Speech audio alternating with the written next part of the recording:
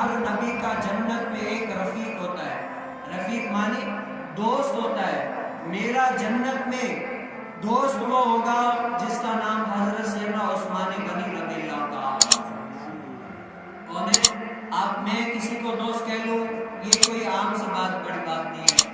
بلکہ کیا ہر کوئی کہتا ہے، لیکن حضور علیہ السلام نے فرمایا کہ ہر کسی کا نبی جو ہے نا، ہر کسی نبی کا کوئی نہ کوئی دوست ہوتا ہے. میرا دوست حضرت سیدنا عثمان غنی رضی اللہ تعالیٰ.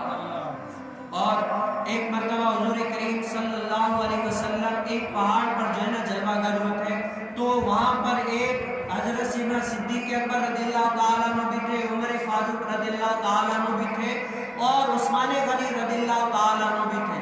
تو پہاڑ جو ہے نا حضور کریم صلی اللہ علیہ وسلم اور ان کے یاروں کی خوشی میں جھومنے لگا. کیا ہوا؟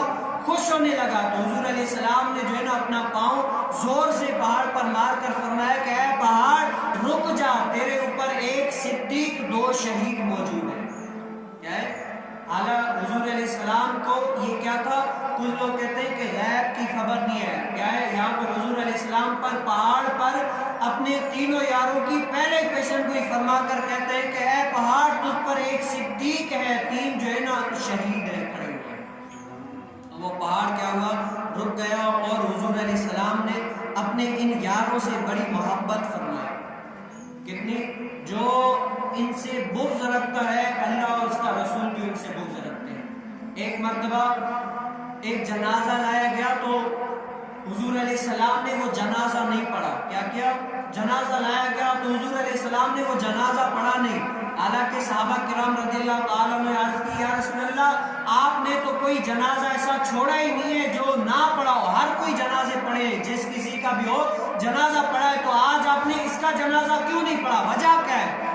تو حضور کریم صلی اللہ علیہ وسلم نے فرمایا کہ یہ جو ہے نا حضرت سیدنا عثمان غنی سے بغض رکھتا ہے. کیا رکھتا ہے؟ عثمان غنی سے بغض رکھتا ہے، اللہ بھی اس سے بغض رکھتا ہے، میں اس کا جنازہ نہیں پڑھوں گا. تو یہ کیا ہے؟ جو اللہ کے پیاروں سے بغض رکھے اللہ تبارک و تعالیٰ بھی ان کو پسند نہیں کرتا. کیا کرتا ہے؟ اللہ تبارک و تعالیٰ بھی ان کو پسند نہیں کرتا. کیا ہوا؟ اللہ تعالیٰ کے پیاروں کی نقل کرنا یہ بھی عبادت میں شمار ہوتا ہے. اللہ تعالیٰ کے ولیوں کا ادب کرنا یہ بھی جو ہے نا ادب میں شمار ہوتا ہے.